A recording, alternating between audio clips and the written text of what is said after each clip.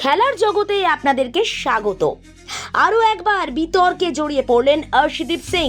তারকা pacer social মিডিয়ায় অতি সক্রিয়, সর্বক্ষণ রিল বানান। কয়েকদিন আগে বোর্ডের তরফে তাকে রিল বানাতে বারণও করা হয়েছিল, তারপরও রিল বানালেন, সোশ্যাল মিডিয়ায় তুমুল কটাক্ষের শিকার হলেন। সব মিলিয়ে পাঞ্জাবের তারকা পেসারকে নিয়ে একের পর এক বিতর্ক কিন্তু দানা বাঁধছে। বৃহস্পতিবার আইপিএলে মুম্বাই ইন্ডিয়ান্সের বিরুদ্ধে পাঞ্জাবের ম্যাচের আগেই মুম্বাই তারকা তিলক বর্মার সঙ্গে অর্শদীপের দেখা হয়। ভারতীয় দলের দুই সতীর্থের মধ্যে হাসি ঠাট্টা চলে, ভিডিও ভাইরাল সোশ্যাল মিডিয়ায়। সেখানে তিলককে অন্ধকার বলে সম্বোধন করছেন অর্শদীপ। সম্ভবত তিলকের গায়ের রঙকে কটাক্ষ করেছিলেন তিনি। এখানেই শেষ নয়, তিলককে সানস্ক্রিন ব্যবহার করার পরামর্শও দিয়েছিলেন। পরে ভিডিওটি ডিলিট হয়েছে, কিন্তু খেলার মাঠে তিলক যেন একেবারে হিসেব করে জবাব দিলেন।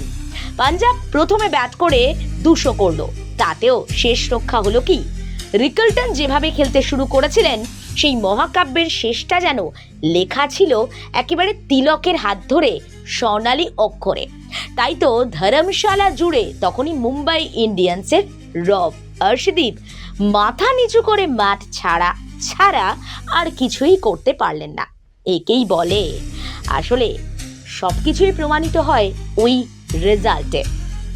এক্ষেত্রে তিলক যে সত্যি সত্যি মুম্বাইয়ের জন্য জয়ের তিলক এঁকেছেন তা নয়, কোথাও যেন অর্শদীপকে তার ব্যাটের ছোঁয়ায় খোঁচা দিতেও ছাড়েননি। মোহনবাগান কর্তা প্রয়াত হয়েছেন, তাই এই আইএসএলটা টুটু বোসের জন্যই জিততে চায় মোহনবাগানের প্রাক্তন সভাপতি আর নেই। তাই তো তার প্রয়াণে মুহ্যমান সবুজ মেরুন শিবির থেকে ভক্তকুল এবার প্রিয় অভিভাবককে শ্রদ্ধা দিতেই রবিবারের ডার্বি জিততে চাইছে। রবিবার মহারণ, একদিকে ইস্টবেঙ্গল যারা গোল পয়েন্টে অনেকটা এগিয়ে, অন্যদিকে মোহনবাগান। বাঙালির কাছে ইস্টবেঙ্গল মোহনবাগান ম্যাচ একটা আলাদা আবেগ, কিন্তু এই ম্যাচ মোহনবাগান সমর্থকদের কাছে একটা বিশেষ আবেগ। টুটু বোস যিনি জীবনের সর্বস্ব দিয়ে গেছেন মোহনবাগানকে, তার জন্যই টিফো থাকবে, গ্যালারি সেজে উঠবে মোহনবাগানের সমর্থনে। উঠে আসবে টুটু বোসের প্রসঙ্গ, আর তার মাঝেই শুভাশিসের শপথ এই ডার্বিটা তিনি জিতবেন। এভাবেই শ্রদ্ধা জানাবেন টুটু বাবুকে। এবার আইনি জালে জড়িয়ে পড়লেন প্রাক্তন ভারতীয় ক্রিকেটার যুবরাজ সিং এর বাবা যোগরাজ সিং।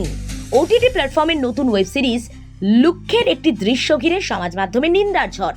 নারী সমাজের উদ্দেশ্যে তার একটি সংলাপকে কেন্দ্র করে যত বিতর্ক, আর সেই বিতর্কে জল গড়ালো থানা পর্যন্ত। চণ্ডীগড়ের সেক্টর 36 থানায় ইতিমধ্যেই যোগরাজের বিরুদ্ধে এফআইআর দায়ের হয়েছে। ভারতীয় ন্যায় সংহিতার 79 নম্বর ধারা এবং তথ্য প্রযুক্তি আইনের 62 ধারায় মামলা রুজু হয়েছে। ডিজিটাল মাধ্যমে নারীর সম্মানহানি হেনস্থার অপরাধী মূলত এই ধারা প্রয়োগ করা হয়।